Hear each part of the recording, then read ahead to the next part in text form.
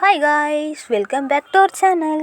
இன்றைக்கி நாம் கேர்ள்ஸ் எஃப்எம்மில் எதை பற்றி பார்க்க போகிறோம் அப்படின்னா, இது ஒரு டாப்பிக்கே ஒரு எமோஷ்னலான டாபிக் தாங்க. நிறைய பேர் நினைக்கலாம் எமோஷ்னலான டாப்பிக்கு என்னடா இருக்க போகுது அப்படின்ட்டு.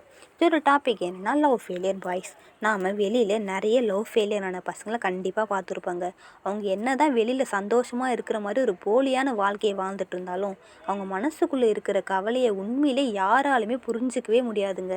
நிறைய பொண்ணுங்க உண்மையிலே பசங்களை இன்னுமே தப்பாக தாங்க புரிஞ்சிட்ருக்காங்களே. பசங்களோட லவ்வே டைம் பாஸு, ஒரு ஸ்டேஜ் வரைக்கும் தான் நம்ம கூட இருப்பாங்க, அதுக்கப்புறம் விட்டுட்டு போயிடுவாங்க, பசங்களே ஃப்ராடுன்றவர் நம்ம பேர் வச்சு விட்றாங்க.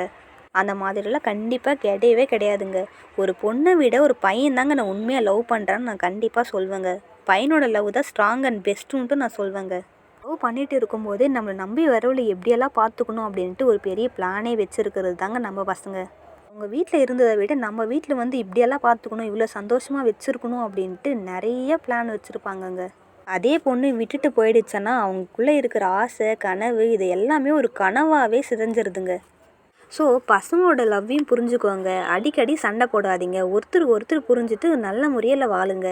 நிறைய பேர் சொல்லுவாங்க, விட்டு போனவளை நினச்சி ஏண்டா மச்சி ஃபீல் பண்ணுற, அல்ற விட்டுட்டா இவ இல்லைன்னா இன்னொருத்தி இருக்கான்ட்டு தாராளமாக சொல்லுவாங்கங்க. சொல்கிறவங்க ஈஸியாக சொல்லுவாங்கங்க. ஆனால் அதுக்குள்ளே இருந்து நம்ம வெளியில் வரத்துக்கு ட்ரையும் பண்ண முடியாது. ட்ரை பண்ணாலும் அதை விட்டுட்டு வெளியிலும் வர முடியாது. அதுதாங்க ட்ரூ லவ்.